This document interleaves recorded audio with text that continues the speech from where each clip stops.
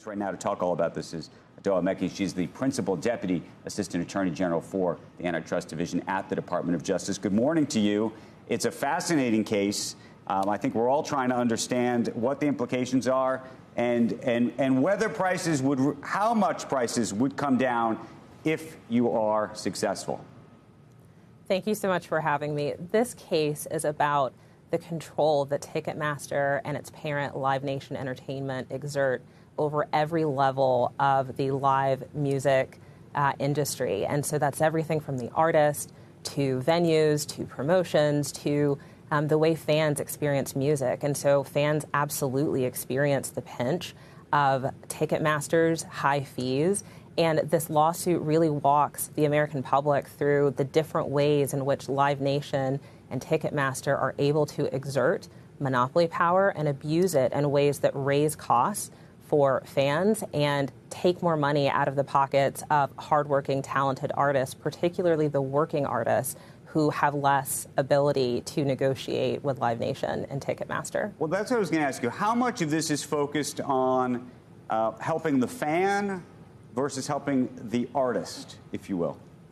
There are lots of different markets in which we have made allegations that Ticketmaster and Live Nation abuse their monopoly power. Some of them are fan-facing, some of them are venue-facing, and some of them are artist-facing. And so what becomes clear when you look through the complaint, and I would urge you and the public to read the complaint, is that there are harms that are felt throughout the ecosystem. And that's really the way that Live Nation and Ticketmaster maintain their dominance and enrich themselves while harming fans, artists, venues, and everyone in between. You know, a lot of fans look at the price and they go, oh, my goodness, how is it possible these prices are so sky high? And yet, at least in the United States, and I was just in Paris yesterday, and I was talking to somebody about Taylor Swift just played over there, about the distinction between prices in Europe and prices here and how much lower prices are there versus here. But part of it does seem to be that there is a secondary ticket market in the United States and a demand issue almost apart from any of the monopoly issues, which I'm not disputing may be part of it.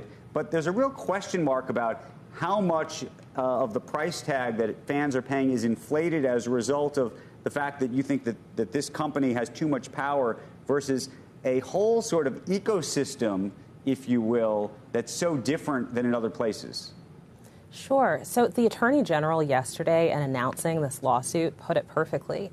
This case is not about the fact that there's scarcity for tickets or frustration or inconvenience.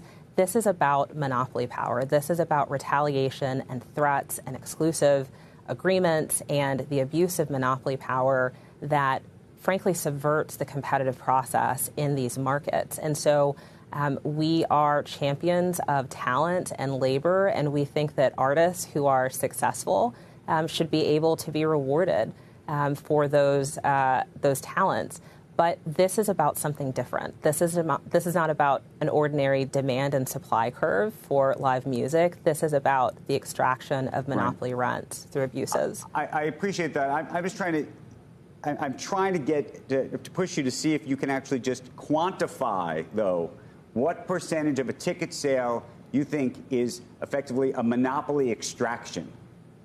So it's important to note, Andrew, that we are not required to identify or quantify a specific percentage that is monopoly rents.